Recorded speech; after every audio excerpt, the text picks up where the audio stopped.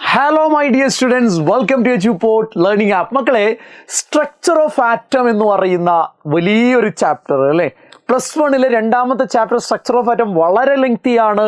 ഈ വർഷം നമുക്ക് ഏറ്റവും കൂടുതൽ വെയിറ്റേജിന് ക്വസ്റ്റ്യൻ വരുന്ന ചാപ്റ്റർ ആണ് സ്ട്രക്ചർ ഓഫ് ആറ്റം എന്നുള്ള കാര്യം നിങ്ങൾക്ക് അറിയുന്നതാണ്. മക്കളെ, ഈ ഒരു വലിയ ചാപ്റ്റർ ഏറ്റവും ഷോർട്ടാക്കിയിട്ട് നിങ്ങളിലേക്ക് എത്തിക്കുക എന്നുള്ളതാണ് ഈ ഒരു വീഡിയോ കൊണ്ട് ഞാൻ ഉദ്ദേശിക്കുന്നത്. അതായത് ഈ ചാപ്റ്ററിൽ നിന്ന് എക്സാമിന് ചോദിക്കുന്ന കംപ്ലീറ്റ് ക്വസ്റ്റ്യൻസ് ഇൻക്ലൂഡ് ചെയ്തുകൊണ്ട്, കംപ്ലീറ്റ് ടോപ്പിക്സ് പറഞ്ഞുകൊണ്ട് വളരെ ഷോർട്ടായിട്ട് ഈ ചാപ്റ്ററിനെ മാറ്റുക എന്നുള്ളതാണ് ഈ വീഡിയോ കൊണ്ട് ഞാൻ ഉദ്ദേശിക്കുന്നത്. അതുകൊണ്ട് നിങ്ങൾ ചെയ്യേണ്ടത്, ഇവിടെ നമ്മൾ പറയുന്ന കാര്യങ്ങൾ കൃത്യമായിട്ട് പഠിക്കുക, കറക്റ്റ് വീഡിയോ കാണുക. നമുക്ക് തുടങ്ങാം. നോക്കൂ, നിങ്ങൾ സ്ട്രക്ചർ ഓഫ് ആറ്റം എന്ന് പറയുന്ന ചാപ്റ്ററിൽ നമ്മൾ ആദ്യം ഡിസ്കസ് ചെയ്യുന്നത് സബ് അറ്റോമിക് പാർട്ടിക്കിളുകളെ കുറിച്ചാണ്. എന്താ മക്കളെ സബ് അറ്റോമിക് പാർട്ടിക്കിൾ?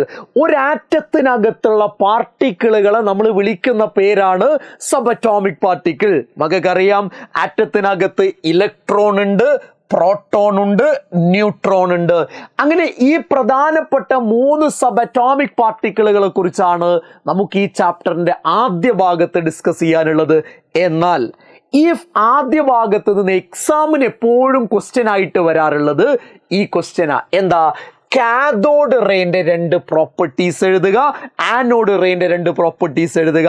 ഇത് നമ്മൾ കൃത്യമായി പഠിച്ചതാണ്, കുറേ പ്രോപ്പർട്ടീസ് നമുക്കറിയുന്നതാണ്. പക്ഷെ 2 പ്രോപ്പർട്ടി നിങ്ങൾ അറിഞ്ഞിരിക്കേണ്ടതുണ്ട്. നമുക്കിപ്പോൾ തന്നെ പഠിച്ചു പോവാം മക്കളെ. കാഥോഡ് റേന്റെ ആദ്യത്തെ പ്രോപ്പർട്ടി എന്ന് പറയുന്നത് അതിലടങ്ങിയിട്ടുള്ള പാർട്ടിക്കിളിന്റെ ചാർജ് എന്ന് പറയുന്നത് നെഗറ്റീവ് ആണ്. അതിന്റെ നേരെ ഓപ്പോസിറ്റ് ആണ് അപ്പുറത്ത്. ഇവിടെ എന്തുണ്ട്? പാർട്ടിക്കിൾ ഉണ്ട്, ഇവിടെ പാർട്ടിക്കിൾ ഉണ്ട്. പക്ഷെ ഇവിടെ ഉള്ള പാർട്ടിക്കിളിന്റെ ചാർജ് എന്ന് പറയുന്നത് നെഗറ്റീവ് അല്ല, മറിച്ച് പോസിറ്റീവ് ആണ്. മക്കളെ, രണ്ടാമത്തെ point, charge by mass ratio, E/m ratio. അത് കാഥോഡിന്റെ കേസിൽ കോൺസ്റ്റന്റ് ആണ്. അതേപോലെ ആനോഡിന്റെ കേസിൽ charge by mass ratio not constant ആണ്. എങ്ങനെയാ മക്കളെ? Not constant. ഒരുപാട് പ്രോപ്പർട്ടീസ് കാഥോഡ് റേനെ കുറിച്ചും ആനോഡ് റേനെ കുറിച്ചും നമ്മൾ പഠിച്ചിട്ടുണ്ട്. എന്നാൽ എക്സാമിന് 2 പ്രോപ്പർട്ടീസ് എഴുതാനാ ചോദിക്കുക. അപ്പൊ ഈ 2 പ്രോപ്പർട്ടി സിമ്പിൾ ആയിട്ട് ഓർത്തു വെക്കാം. ഇവിടെ നെഗറ്റീവ് ചാർജ് ഉള്ള പാർട്ടിക്കിൾ, അവിടെ പോസിറ്റീവ്. ഇവിടെ E/m റേഷ്യോ കോൺസ്റ്റന്റ്, അവിടെ നോട്ട് കോൺസ്റ്റന്റ്. ഇത് പറയുമ്പോൾ ഒരു കാര്യം കൂടെ നിങ്ങളുടെ മൈൻഡിൽ ഉണ്ടാവണം. ആനോഡ് റേനെ നമ്മൾ കാനൽ റേ എന്ന് വിളിക്കാറുണ്ട്. എന്താ മക്കളെ? ആനോഡ് റേനെ നമ്മൾ കാനൽ റേ എന്ന് വിളിക്കാറുണ്ട്.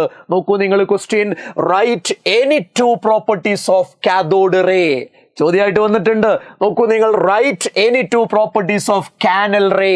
അപ്പൊ 2 പ്രോപ്പർട്ടി എഴുതാനാ ചോദിക്കുക എക്സാമിന്, പരമാവധി 2 മാർക്കിനാ ചോദിക്കുക. അപ്പൊ നമ്മൾ ഇവിടെ പറഞ്ഞ ഈ 2 പോയിന്റുകൾ സിമ്പിൾ ആയിട്ട് ഓർത്തു വെക്കാൻ പറ്റും. അത് ഓർത്തു വെക്കുക, എഴുതുക, ഫുൾ മാർക്കിലേക്ക് എത്തുക. അടുത്ത പോയിന്റ് നോക്കൂ നിങ്ങൾ, ആറ്റം മോഡൽസ്. 4 ആറ്റം മോഡൽസ് ആണ് പ്രധാനമായും ഉള്ളത്. തോംസണിൻ്റെത്, റുദർഫോർഡിൻ്റെത്, അതേപോലെ ബോറിൻ്റെത്, quantum mechanical model of atom. അതിൽ തോംസൺ നമ്മളോട് ഈ വർഷം ഇവിടുന്ന് ചോദിക്കില്ല, ഓണപരീക്ഷയ്ക്ക് നിങ്ങൾ പ്രതീക്ഷിക്കേണ്ടതില്ല, ചോദിക്കില്ല. അതിൽ ഏറ്റവും പ്രധാനപ്പെട്ടത് ഈ 2 എണ്ണമാണ്. ഇവിടെ ഒരു ചെറിയൊരു പോയിന്റ് ഓർത്ത് വെച്ചാൽ മതിയാവും. പക്ഷെ ഈ 2 എണ്ണം വളരെ ക്ലിയർ കട്ടായിട്ട് പഠിക്കണം. റുദർഫോർഡിന്റെ ആറ്റം മോഡൽ, അതേപോലെ ബോറിന്റെ ആറ്റം മോഡൽ. നമുക്ക് റുദർഫോർഡിലേക്ക് വരാം. മക്കളെ, റുദർഫോർഡ് ഓടിപ്പോയിട്ട് ആറ്റം മോഡൽ അവതരിപ്പിക്കുകയല്ല ചെയ്തത്. അദ്ദേഹത്തിന്റെ ആറ്റം മോഡലിനെ കുറിച്ചുള്ള ഐഡിയ അദ്ദേഹത്തിന് കിട്ടുന്നത് അദ്ദേഹത്തിന്റെ ഗോൾഡ് ഫോയിൽ എക്സ്പെരിമെന്റിൽ നിന്നാണ്, അല്ലെങ്കിൽ ആൽഫ സ്കാറ്ററിംഗ് എക്സ്പെരിമെന്റിൽ നിന്നാണ്. നോക്കൂ മക്കളെ, റുദർഫോർഡിന്റെ ആറ്റം മോഡലിലേക്ക് അദ്ദേഹം എത്തുന്നത് അദ്ദേഹത്തിന്റെ ഗോൾഡ് ഫോയിൽ എക്സ്പെരിമെന്റ്, അല്ലെങ്കിൽ ആൽഫ സ്കാറ്ററിംഗ് എക്സ്പെരിമെന്റ് എന്താണെന്നല്ലേ? വളരെ സിമ്പിളാ. നോക്കൂ നിങ്ങൾ, ഗോൾഡ് ഫോയിലിന്റെ ഒരു തിൻ ഷീറ്റ് ഇവിടെ എടുത്തിട്ടുണ്ട്. ഗോൾഡ് ഫോയിലിന്റെ ഒരു തിൻ ഷീറ്റ് എടുക്കുക. ആ ഗോൾഡ് ഫോയിലിന്റെ തിൻ ഷീറ്റിലൂടെ ആൽഫ പാർട്ടിക്കിൾ കടത്തിവിടുന്നു. വളരെ സിമ്പിളാ. ഇതെല്ലാം കണ്ട് നിങ്ങൾ പേടിക്കേണ്ട, ഇത്ര മാത്രം ഓർത്താൽ മതി. ഗോൾഡ് ഫോയിലിന്റെ ഒരു തിൻ ഷീറ്റിലൂടെ ആൽഫ പാർട്ടിക്കിൾ കടത്തിവിടുകയാണ് റുദർഫോർഡ് ചെയ്യുന്നത്. എന്നിട്ടോ ആ ഗോൾഡ് ഫോയിലിലൂടെ കടന്നു പോകുന്ന ആൽഫ ആൽഫ പാർട്ടിക്കിള് സ്ട്രെയിറ്റ് ആയിട്ടാണോ പോയത് അല്ലെങ്കിൽ അത് ഡീവിയേറ്റ് ചെയ്തിട്ടുണ്ടോ എന്നാണ് ആര് ഒബ്സർവ് ചെയ്യാൻ ശ്രമിക്കുന്നത്? റുദർഫോർഡ് ഒബ്സർവ് ചെയ്യാൻ ശ്രമിക്കുന്നത്. പക്ഷെ ഒരു കാര്യം മക്കൾക്ക് അറിയാം, ആൽഫ പാർട്ടിക്കിൾ എന്ന് പറയുന്നത് നമ്മുടെ കണ്ണുകൊണ്ട് കാണാൻ കഴിയുന്ന പാർട്ടിക്കിൾ അല്ല. അതുകൊണ്ട് അത് സ്ട്രെയിറ്റ് ആയിട്ടാണോ വന്നത്, അത് ഡീവിയേറ്റ് ചെയ്തിട്ടുണ്ടോ എന്ന് അറിയാൻ ഈ ഗോൾഡ് ഫോയിലിന് ചുറ്റും എന്ത് ചെയ്തിട്ടുണ്ട്? സിങ്ക് സൾഫൈഡ് പോലെയുള്ള ഫോട്ടോഗ്രാഫിക് പ്ലേറ്റ് വെച്ചിട്ടാണ് അത് സ്ട്രെയിറ്റ് ആയിട്ടാണോ വന്നത് അല്ലെങ്കിൽ ഡീവിയേറ്റ് ചെയ്തിട്ടുണ്ടോ എന്ന് റുദർഫോർഡ് മനസ്സിലാക്കുന്നത്. അപ്പൊ മക്കളെ ഇവിടെ ഈ ഒരൊറ്റ പോയിന്റ് ഓർത്ത് വെക്കുക. ഗോൾഡ് ഫോയിലിന്റെ തിൻ ഷീറ്റിലൂടെ ആൽഫ പാർട്ടിക്കിൾ കടത്തിവിടുന്നു.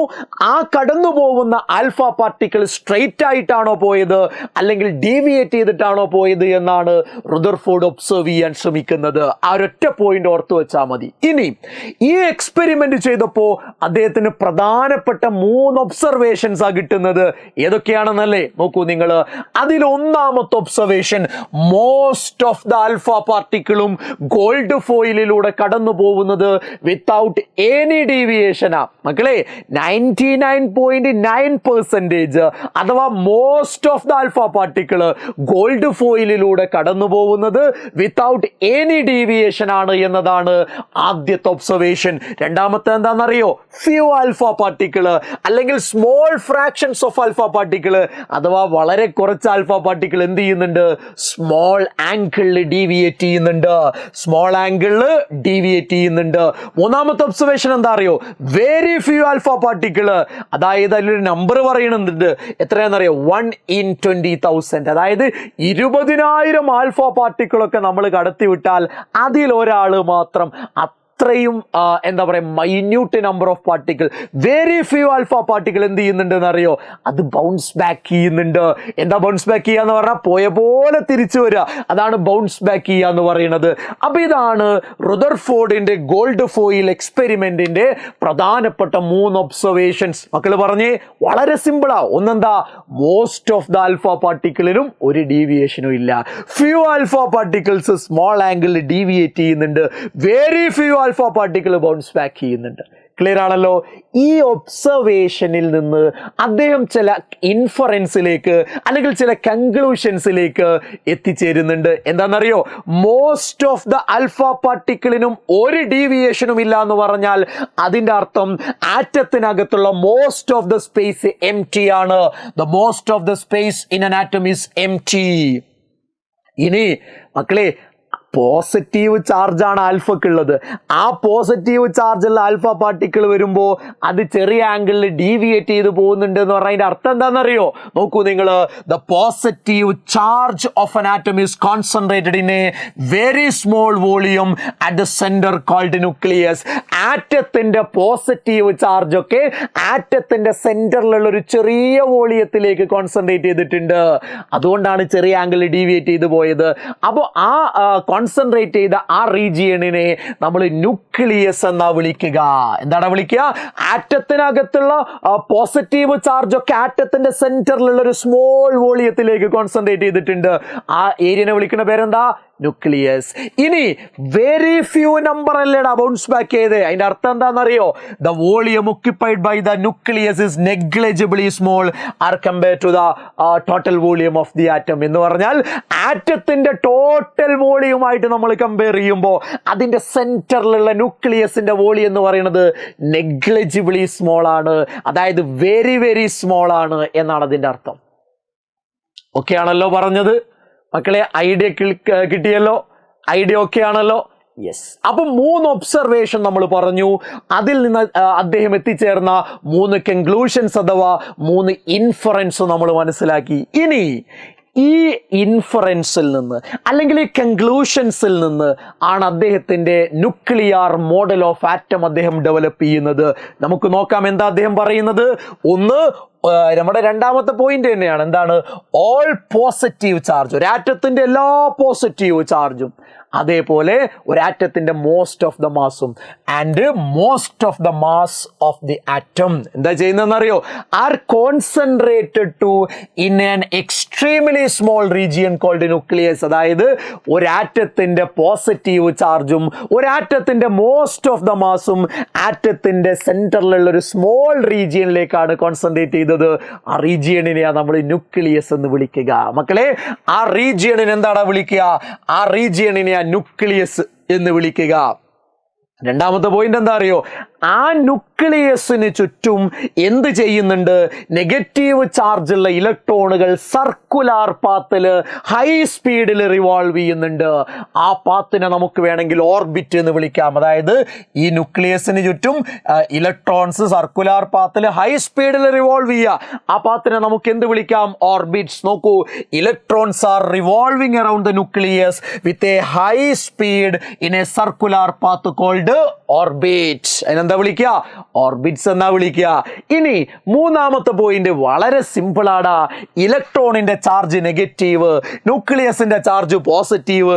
അങ്ങനെയാണെങ്കിൽ അവർക്കിടയിൽ ഒരു അട്രാക്റ്റീവ് ഫോഴ്സ് ഉണ്ടാവില്ലേ? ഉണ്ടാവും. നോക്കൂ, electrons and nucleus are held together by electrostatic force of attraction. അതായത് അവർക്കിടയിൽ ഒരു ഇലക്ട്രോസ്റ്റാറ്റിക് ഫോഴ്സ് ഓഫ് അട്രാക്ഷൻ ഉണ്ട്, വേറെ പ്രശ്നങ്ങളൊന്നും ഇല്ല. ഇതാണ് മൂന്നാമത്തെ പോയിന്റ്. മക്കളെ, നാലാമത്തെ ഒരു പോയിന്റും കൂടെ നിങ്ങൾ പഠിച്ചിരിക്കേണ്ടതുണ്ട്. എന്താണെന്നറിയോ?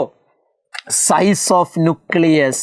എന്താണ് സൈസ് ഓഫ് ന്യൂക്ലിയസ്? ന്യൂക്ലിയസിന്റെ സൈസ് വെരി വെരി സ്മോൾ ആണ്. ആരുമായി കമ്പയർ ചെയ്യുമ്പോൾ? Size of atom. മക്കളെ, എന്താണ് സൈസ് ഓഫ് ആറ്റം? ഒരു ആറ്റത്തിന്റെ ടോട്ടൽ സൈസുമായിട്ട് കമ്പയർ ചെയ്യുമ്പോൾ അതിന്റെ സെന്ററിലുള്ള ന്യൂക്ലിയസിന്റെ size very very very small ആണ്. അപ്പൊ ഈ 4 പോയിന്റുകൾ നിങ്ങൾ പഠിക്കുക. ഒന്നാമത്തത് ന്യൂക്ലിയസിനെ കുറിച്ചാണ് പറയുന്നത്. രണ്ടാമത്തെ അതിന് ചുറ്റും കറങ്ങുന്ന ഇലക്ട്രോണുകളെ കുറിച്ചാണ് പറയുന്നത്. ആ പാത്തിനെ ഓർബിറ്റ് എന്ന് വിളിക്കാമെന്ന് പറഞ്ഞിട്ടുണ്ട്. മൂന്നാമത്തെ പോയിന്റ്, ന്യൂക്ലിയസിന്റെയും ഇലക്ട്രോണിന്റെയും ഇടയിൽ ഒരു ഇലക്ട്രോസ്റ്റാറ്റിക് ഫോഴ്സ് ഓഫ് അട്രാക്ഷൻ ഉണ്ട് എന്നാ പറയുന്നത്. നാലാമത്തെ പോയിന്റ്, ന്യൂക്ലിയസിന്റെ സൈസ് ആറ്റത്തിന്റെ ടോട്ടൽ സൈസുമായി കമ്പയർ ചെയ്യുമ്പോൾ വളരെ വളരെ സ്മോൾ ആണെന്നാ പറയുന്നത്. ഓക്കെ ആണല്ലോ? ഇതാണ് റുദർഫോർഡിന്റെ ന്യൂക്ലിയർ മോഡൽ ഓഫ് ആറ്റത്തിന്റെ പോസ്റ്റുലേറ്റ്സ് ചോദിച്ചാൽ ഈ 4 പോയിന്റുകളാണ് നിങ്ങൾ എഴുതേണ്ടത്. ഇത് എക്സാമിന് ചോദിക്കാറുണ്ട്. റുദർഫോർഡിന്റെ ഗോൾഡ് ഫോയിൽ എക്സ്പെരിമെന്റിന്റെ ഒബ്സർവേഷനും കൺക്ലൂഷനും ചോദിക്കാറുണ്ട്. അപ്പൊ ഈ കാര്യങ്ങൾ നിങ്ങൾ എഴുതി വെക്കണം. ഇനി ഇതിനെന്തെങ്കിലും പ്രശ്നങ്ങളുണ്ടോ ഈ ആറ്റം മോഡലിന്? തീർച്ചയായും ഉണ്ട്. എന്താണെന്നറിയോ? ഇത് വെച്ച് ഒരാറ്റത്തിന്റെ സ്റ്റെബിലിറ്റി നമുക്ക് എക്സ്പ്ലെയിൻ ചെയ്യാൻ കഴിയില്ല, അതൊരു പ്രശ്നമാണ്. ഇത് വെച്ച് നമുക്ക് എന്താ പറയുക, ഒരു ആറ്റത്തിന്റെ ഇലക്ട്രോണിക് സ്ട്രക്ചർ നമുക്ക് എക്സ്പ്ലെയിൻ ചെയ്യാൻ കഴിയില്ല. സ്റ്റെബിലിറ്റി എക്സ്പ്ലെയിൻ ചെയ്യാൻ കഴിയില്ല, ഇലക്ട്രോണിക് സ്ട്രക്ചർ എക്സ്പ്ലെയിൻ ചെയ്യാൻ കഴിയില്ല. മൂന്നാമത്തത്, ഇത് വെച്ച് നമുക്ക് ഹൈഡ്രജൻ സ്പെക്ട്രം എക്സ്പ്ലെയിൻ ചെയ്യാൻ കഴിയില്ല. ഈ പ്രധാനപ്പെട്ട 3 ലിമിറ്റേഷൻസ് ആണ്, ഡ്രോബാക്കുകൾ റുദർഫോർഡിനുള്ളത്. ഇത് ഒരുപാട് തവണ ചോദിച്ച ക്വസ്റ്റ്യൻ ആട്ടോ. സ്റ്റെബിലിറ്റി എക്സ്പ്ലെയിൻ ചെയ്യാൻ പറ്റിയിട്ടില്ല, ഹൈഡ്രജൻ സ്പെക്ട്രം എക്സ്പ്ലെയിൻ ചെയ്യാൻ പറ്റിയിട്ടില്ല, ഒരു ആറ്റത്തിന്റെ ഇലക്ട്രോണിക് സ്ട്രക്ചർ എക്സ്പ്ലെയിൻ ചെയ്യാൻ പറ്റിയിട്ടില്ല. അതുകൊണ്ട് കൃത്യമായി പഠിച്ചോ. നോക്കൂ നിങ്ങൾ റൈറ്റ് ദ കൺക്ലൂഷൻസ്. റുദർഫോർഡിന്റെ കൺക്ലൂഷനാ ചോദിച്ചത്, റുദർഫോർഡിന്റെ ഡീമെറിറ്റ് അവിടെ ചോദിച്ചത്, റുദർഫോർഡിന്റെ ഒബ്സർവേഷനും കൺക്ലൂഷനും അതിന്റെ ഡീമെറിറ്റ് ചോദിച്ചത്. അപ്പൊ ഇതൊക്കെ എക്സാമിന് എന്ത് ചെയ്യുന്നതാ? ചോദിക്കാറുള്ളതാണ്. അതുകൊണ്ട് കൃത്യമായിട്ട് നോട്ട് ചെയ്ത് പഠിക്കുക. അപ്പൊ നമ്മൾ റുദർഫോർഡിന്റെ കാര്യം പറഞ്ഞു. ഇനിയുള്ളത് ബോറിന്റെ ആറ്റം മോഡലാ. പക്ഷെ ബോറിന്റെ ആറ്റം മോഡല് പെട്ടെന്ന് അല്ലെങ്കിൽ ഡയറക്റ്റ് നമ്മൾ പഠിക്കുകയല്ല ചെയ്യുന്നത്. പിന്നെയോ, ബോറിന്റെ ആറ്റം മോഡലിലേക്ക് മക്കളെ ലീഡ് ചെയ്ത 2 ഡെവലപ്മെന്റുകൾ ഉണ്ട്. ബോറിന്റെ ആറ്റം മോഡലിലേക്ക് ലീഡ് ചെയ്ത 2 ഡെവലപ്മെന്റ്സ് ഉണ്ട്. ഒന്ന്, dual nature of electromagnetic radiation. Electromagnetic റേഡിയേഷന് ഡുവൽ നേച്ചർ ഉണ്ട് എന്ന കണ്ടെത്തലാണ് ബോറിന്റെ ആറ്റം മോഡലിലേക്ക് ലീഡ് ചെയ്ത ഒന്നാമത്തെ കാര്യം. രണ്ടാമത്തെ കാര്യം, അറ്റോമിക് സ്പെക്ട്രവുമായി ബന്ധപ്പെട്ട എക്സ്പെരിമെന്റൽ റിസൾട്ടുകളാണ്. ഒന്നാമത്തത് ഡുവൽ നേച്ചർ. മക്കളെ, എന്താ ഡുവൽ നേച്ചർ? ഡുവൽ എന്ന് പറഞ്ഞാൽ 2. അതായത് ഇലക്ട്രോമാഗ്നറ്റിക് റേഡിയേഷന് 2 നേച്ചറുകളുണ്ട്. ഏതൊക്കെയാ മക്കളെ 2 നേച്ചറുകൾ? ഒന്ന് വേവിന്റെ നേച്ചറാണ്, രണ്ട് പാർട്ടിക്കിളിന്റെ നേച്ചറാണ്. എന്ത് നേച്ചറാണ്? പാർട്ടിക്കിളിന്റെ നേച്ചറാണ്. അപ്പൊ ഈ രണ്ട് നേച്ചറാണ് ഇലക്ട്രോ മാഗ്നറ്റിക് വേവിനുള്ളത്. ആ രണ്ട് നേച്ചറിനെയാണ് നമ്മൾ ഡുവൽ നേച്ചർ എന്ന് പറയുക. എന്ത് നേച്ചറാണ്? Dual nature. ഇതിൽ മക്കളെ ഞാനൊരു കാര്യം നിങ്ങളോട് പറയാം. എന്താണത്? ഇതിൽ പാർട്ടിക്കിൾ നേച്ചറുമായി ബന്ധപ്പെട്ട് 2 പോയിന്റുകൾ എക്സാമിന് ചോദിക്കാറുണ്ട്. അതിലൊന്ന് ബ്ലാക്ക് ബോഡി റേഡിയേഷൻ ആണ്. എന്താ മക്കളെ അത്? Black body radiation. രണ്ടാമത്തത് photo electric effect. Photo electric effect. ഇത് രണ്ടും എക്സാമിന് എപ്പോഴും ചോദിക്കാറുള്ളതാ. ഇനി ബോറിന്റെ ആറ്റം മോഡലിലേക്ക് ലീഡ് ചെയ്ത രണ്ടാമത്തെ ഡെവലപ്മെന്റ് എന്താ? അറ്റോമിക് സ്പെക്ട്രവുമായി ബന്ധപ്പെട്ട എക്സ്പെരിമെന്റൽ റിസൾട്ട് അല്ലേ? നമുക്കൊരൊറ്റ സ്പെക്ട്രേ പഠിക്കാനുള്ളൂ.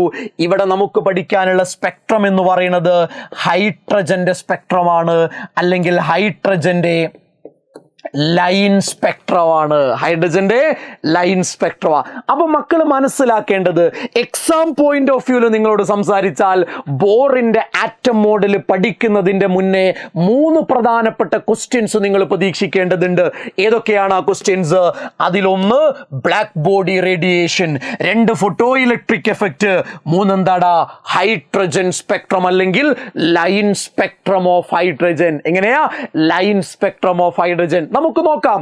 ആദ്യം നമുക്ക് ബ്ലാക്ക് ബോഡിയിലേക്ക് പോവാം. നോക്കൂ, ബ്ലാക്ക് ബോഡി റേഡിയേഷൻ എന്ന് പറഞ്ഞാൽ വെരി വെരി വെരി സിമ്പിളാ മക്കളെ. ബ്ലാക്ക് ബോഡി റേഡിയേഷൻ എന്ന് പറഞ്ഞാൽ ഒരു ബ്ലാക്ക് ബോഡി എമിറ്റ് ചെയ്യുന്ന റേഡിയേഷൻ ആണ്. എങ്ങനെ?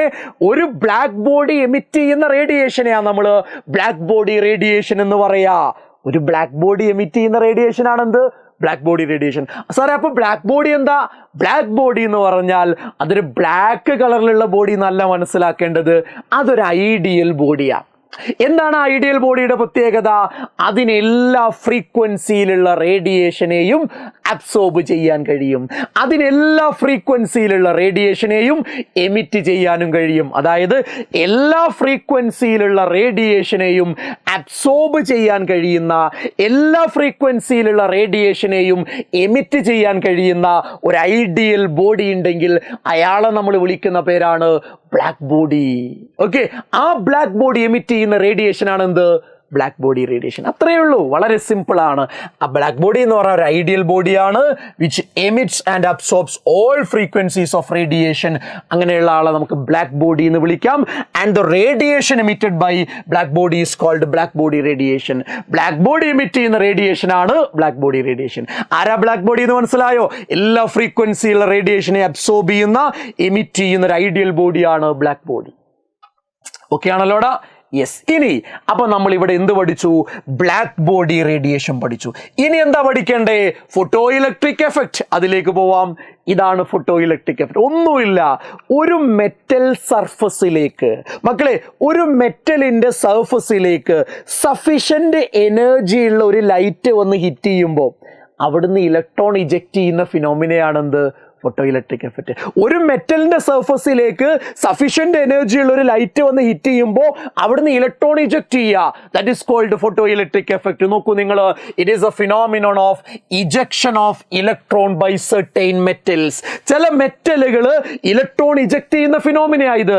എപ്പോഴാണ് അവർ ഇജക്ട് ചെയ്യുക? എപ്പോഴാണ് ഇജക്ട് ചെയ്യുക? When light of suitable frequency incident on them. അതായത് സ്യൂട്ടബിൾ ഫ്രീക്വൻസി ഉള്ള അല്ലെങ്കിൽ സ്യൂട്ടബിൾ എനർജി ഉള്ള ലൈറ്റ് വന്ന് മെറ്റലിൽ ഹിറ്റ് ചെയ്യുമ്പോൾ ആ മെറ്റലിൽ നിന്ന് ഇലക്ട്രോൺ ഇജക്ട് ചെയ്യപ്പെടാറുണ്ട്. ആ ഫിനോമിനനെ വിളിക്കുന്ന പേരാണെന്ത്? Photo electric effect. ആ ഇജക്റ്റ് ചെയ്യുന്ന ഇലക്ട്രോണുകളെ നമുക്ക് ഫോട്ടോ ഇലക്ട്രോണുകൾ എന്ന് വിളിക്കാം. എന്ത് വിളിക്കാം? ഫോട്ടോ ഇലക്ട്രോണുകൾ. മക്കളെ, ഒരു മെറ്റലിന്റെ സർഫസ് ആയത്. ആ മെറ്റലിന്റെ സർഫസിലേക്ക് എന്താ ചെയ്യുന്നേ? ആ മെറ്റലിന്റെ സർഫസിലേക്ക് സഫിഷ്യന്റ് എനർജിയുള്ള ഒരു ലൈറ്റ് വന്ന് ഹിറ്റ് ചെയ്താൽ അവിടുന്ന് ഇലക്ട്രോൺ തെറിച്ചു പോവും. ആ ഇജക്റ്റ് ചെയ്യുന്ന ഫിനോമിനയാണ് ഫോട്ടോ ഇലക്ട്രിക് എഫക്റ്റ്. ആ ഇജക്റ്റ് ചെയ്യുന്ന ഇലക്ട്രോണിനെ ഫോട്ടോ ഇലക്ട്രോൺ എന്നാണ് നമ്മൾ വിളിക്കുന്നത്. ഓക്കെ ആണല്ലോ? അപ്പൊ എന്താണ് ഫോട്ടോ ഇലക്ട്രിക് എഫക്റ്റ് എന്ന് മനസ്സിലായി. ഇതിന്റെ ഒരു 2-3 ഫീച്ചേഴ്സ് അല്ലെങ്കിൽ ക്യാരക്ടറിസ്റ്റിക്സ് അല്ലെങ്കിൽ പ്രോപ്പർട്ടീസ് അറിഞ്ഞിരിക്കണം.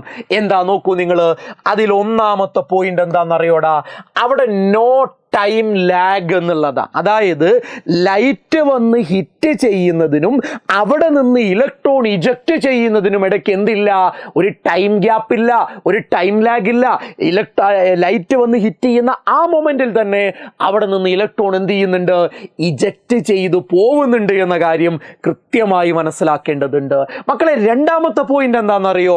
രണ്ടാമത്തെ പോയിന്റ്, ഇജക്റ്റ് ചെയ്തു പോകുന്ന ഇലക്ട്രോണുകളുടെ നമ്പർ ഇല്ലേ, അത് ഡയറക്ട്ലി പ്രൊപ്പോർഷണലാ. എന്തിന് ഡയറക്ട്ലി പ്രൊപ്പോർഷണലാണ്? ആ വരുന്ന ലൈറ്റിന്റെ ഇന്റൻസിറ്റിക്ക് ഡയറക്ട്ലി പ്രൊപ്പോർഷണലാ. നോക്കൂ, number of electron ejected is proportional to the intensity of light. വരുന്ന ലൈറ്റിന്റെ ഇന്റൻസിറ്റി കൂടുമ്പോൾ ഇജക്റ്റ് ചെയ്യുന്ന ഇലക്ട്രോണുകളുടെ നമ്പർ കൂടുന്നുണ്ട് എന്നുള്ള കാര്യം മറക്കണ്ട. മൂന്നാമത്തെ കാര്യം എന്താ അറിയോ? വരുന്ന ലൈറ്റിന്റെ ഫ്രീക്വൻസി കൂടുമ്പോൾ ഇജക്റ്റ് ചെയ്യുന്ന ഇലക്ട്രോണുകളുടെ കൈനറ്റിക് എനർജി കൂടും. നോക്കൂ, kinetic energy of ejected electron is directly proportional to frequency അല്ലെങ്കിൽ എനർജി ഓഫ് ഇൻസിഡന്റ് ലൈറ്റ്. വരുന്ന ലൈറ്റിന്റെ എനർജി കൂടുമ്പോൾ അല്ലെങ്കിൽ ഫ്രീക്വൻസി കൂടുമ്പോൾ ഇജക്ട് ചെയ്യുന്ന ഇലക്ട്രോണിന്റെ കൈനറ്റിക് എനർജി കൂടും.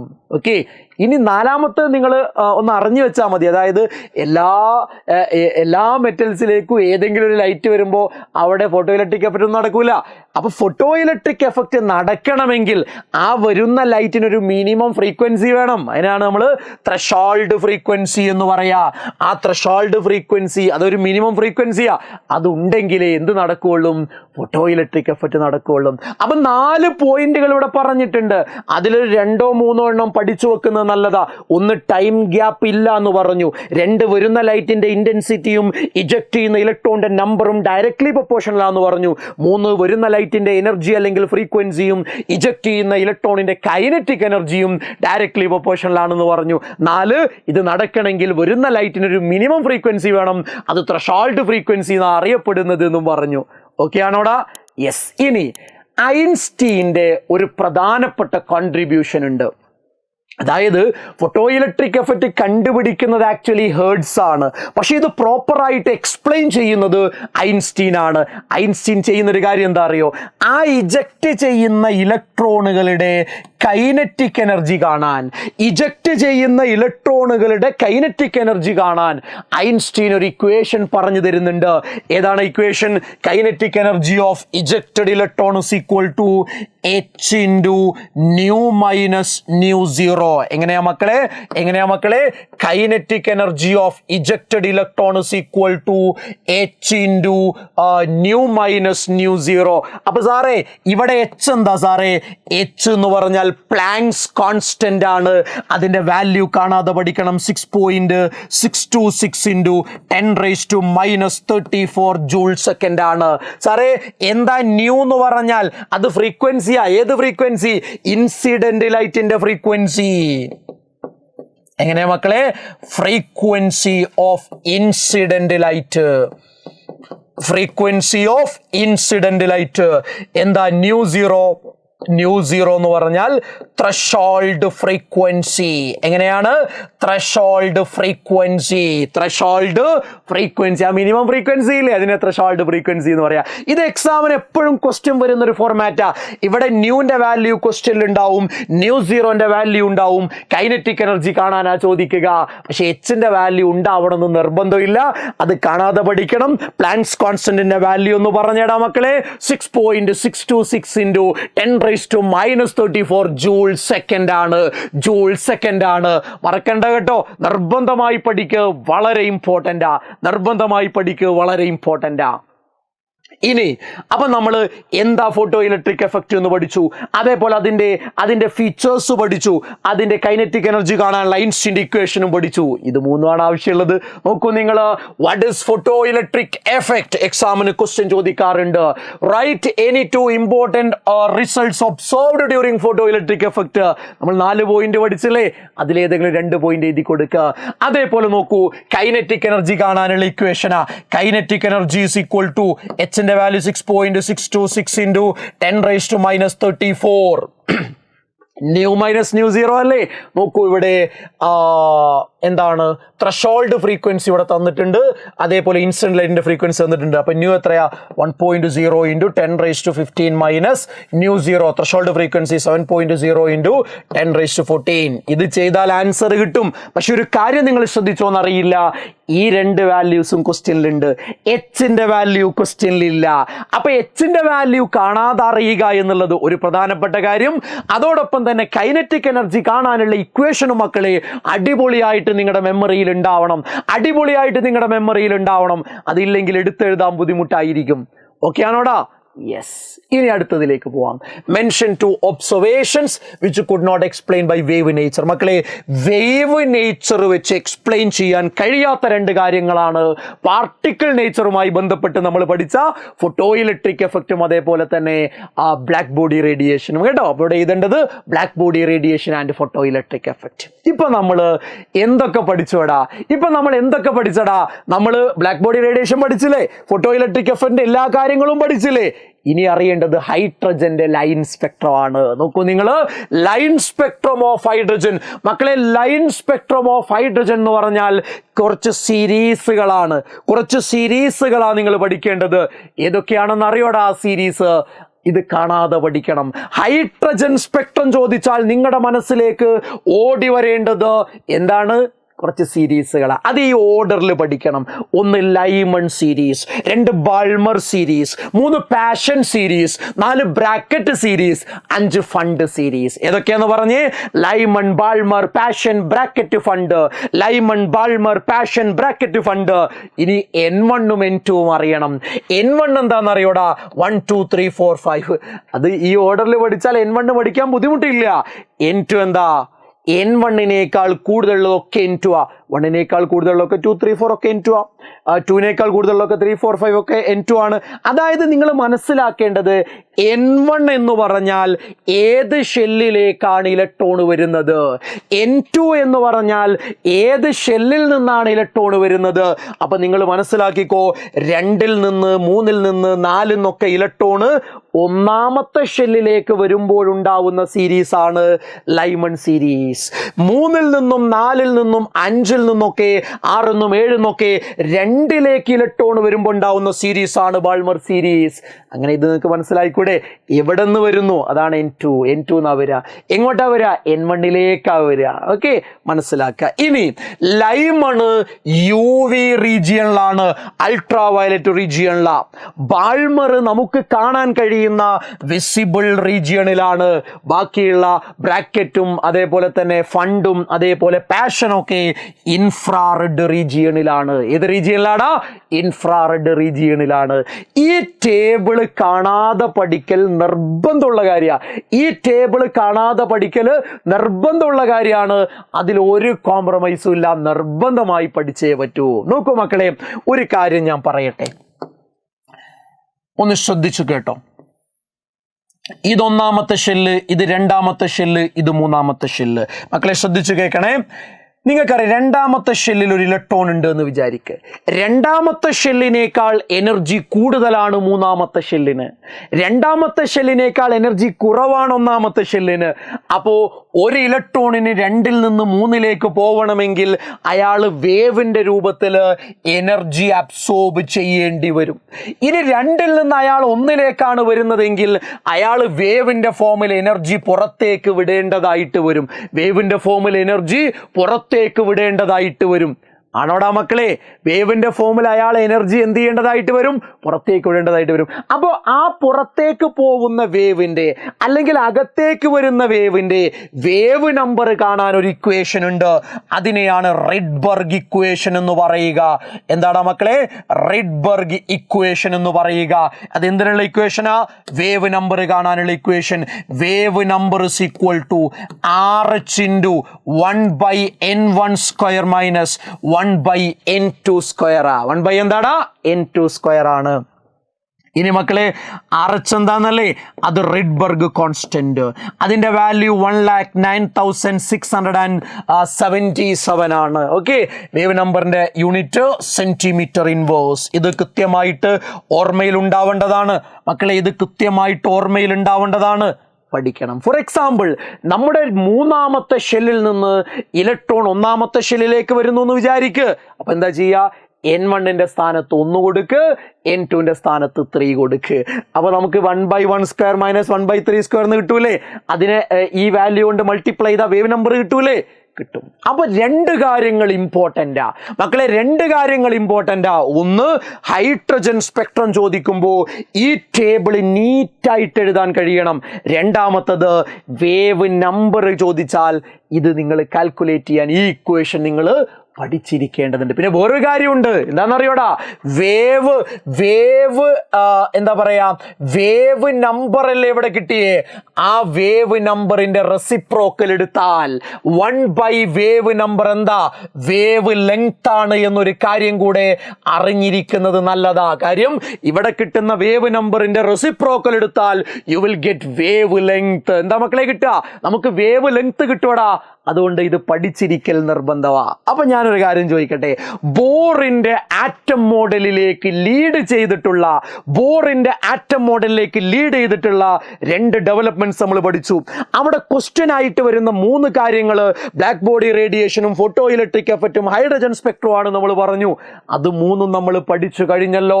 ബ്ലാക്ക് ബോഡി റേഡിയേഷൻ പറഞ്ഞല്ലോ, അതേപോലെ തന്നെ ഫോട്ടോ ഇലക്ട്രിക് എഫക്റ്റ് എന്താണ്, ക്യാരക്ടറിസ്റ്റിക്സ് എന്താണ്, ഐൻസ്റ്റീൻ്റെ ഇക്വേഷൻ എന്താന്ന് പറഞ്ഞല്ലോ. അതേപോലെ ഹൈഡ്രജന്റെ ലൈൻ സ്പെക്ട്രം പഠിച്ചു, വേവ് നമ്പർ കാണാനുള്ള റിഡ്ബർഗ് ഇക്വേഷൻ പഠിച്ചു. ഇനി എന്താ വേണ്ടേ? ഇനി ധൈര്യമായിട്ട് ബോറിന്റെ ആറ്റം മോഡലിലേക്ക് പോവാം. എന്താ ബോർ പറയുന്നത്? ബോറിന്റെ ആറ്റം മോഡലിൽ 4 പോസ്റ്റുലേറ്റുകൾ പറയുന്നുണ്ട്. ഒന്നെന്താണെന്നറിയോ മക്കളെ? ന്യൂക്ലിയസിന് ചുറ്റും ഇലക്ട്രോണുകൾ റിവോൾവ് ചെയ്യുന്നത് ഫിക്സഡ് എനർജിയോടുകൂടെ. മക്കളെ ശ്രദ്ധിച്ചു കേട്ടോ. ന്യൂക്ലിയസിന് ചുറ്റും ഇലക്ട്രോണുകൾ റിവോൾവ് ചെയ്യുന്നത് ഫിക്സഡ് പാത്തില്, ഫിക്സഡ് എനർജിയോടുകൂടെയാണ്.